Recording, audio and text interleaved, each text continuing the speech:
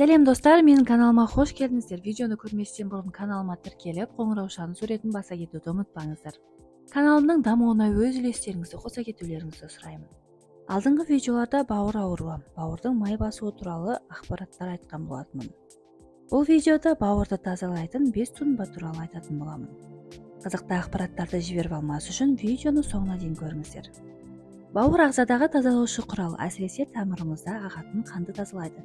Бірақ біздің жағымсыз әрекеттеріміз, салауатты өмір салтын сақтамағанымыз, көп көлемде дәрі қабылдағанымыз бауырға зиянын тигізеді екен. Салдарынан бауыр улы затқа толып жұмысы нашарлайды. Ол үшін не істейміз? Осы орайда бауырды дәрісіз қалай тазалаймыз деген сұрақтар тууы заңды. Оған жауап ретінде мына әдістерді ұсынамын. Өзіңізге оңай, ыңғайлы әрі тиімді түрін таңдап алып, сынап көріңіз. Мейіз тұнбасы. Бізге керегі 400 мг су мен 150 г мейіз. Алдымен мейізді тазалап жуасыз. Ыдысқа қажетті суды құйып, отқа қойыңыз. Қайнап шыққан соң мейізді салып, 20 минуттай баяу отта қайнатасыз. Белгілеген уақыттан соң отты өшіріп, ыдыстың қақпағын жауып қойыңыз. Таңертең тұнбаны сүзіп алып, аздап жылытып ішесіз. Ескеріңіз, емдік қасиеті мол тұнбаны таңертең аш қарынға ішу керек. Сосын 30-35 минуттан кейін таңғы асқа отырасыз. Осылайша үзбей 4 күн жүргізесіз. Дегенмен екінші күн-ақ керемет нәтижесін көресіз. Тұнбаны мейлінше түнде дайындағаныңыз дұрыс. Мейіз тұнбасының денсаулыққа ешқандай да зияны жоқ. Тіпті бір айда бір апта бойы ішсеңіз де болады. Бірақ ем кезінде майлы қышқыл мен алкогольді ішімдікті ішпеген дұрыс. Сұлы тұнбасы. 3 литр ыстық суға 1 стакан сұлыны салып, бетін жауып қойыңыз. Шамамен 10-12 сағаттан соң тұнбаны сүзіп алып 200 мг-нан ішесіз. Емді күніне 2-3 рет қабылдау керек. Емделу мерзімі 2 апта. Сәбіз шырыны. 2-3 дана сулы әрі балғын сәбізді шырынсыққыштан өткізіңіз. Оған қант қоспайсыз. Дайын болған шырынды 200 мг минералды газсыз сумен араластырыңыз.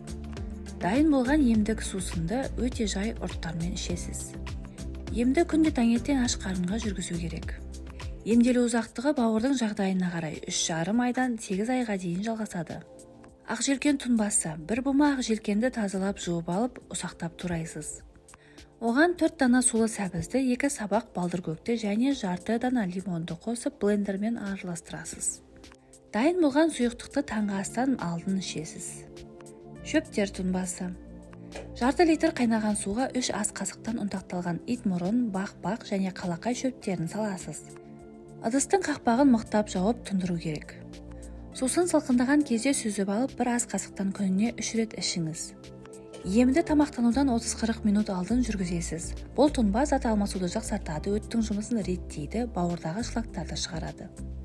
Емделу ұзақтығы 1 ай, араға 2 ай үзіліс жасап, емді қайта жүргізуге болады. Аталған үш шөптің де атқаратын қызметі орасан зор. Итмұрын зат алмасуды жақсартып, өттің шығуын тездетеді. Бақ-бақ бауырды улы заттан, шлактан керемет тазартады. Қалақай өттің тез әрі дұрыс шығуына ықпал етеді, сонымен қатар өт жолдарын шлактан тазалайды. Ендеше дәріханадан қолжетімді бағада сатылатын осы үш шөпті тауып алып, бауырды жуыңыз. Бауыр шлактан тазарса, ағзаның саулығы жақсарады, көңіл күйіңіз көтеріледі, иммундық жүйеңіз нығаяды. Ескерту, халық емін қолданбас бұрын міндетті түрде дәрігермен кеңесіп алыңыз.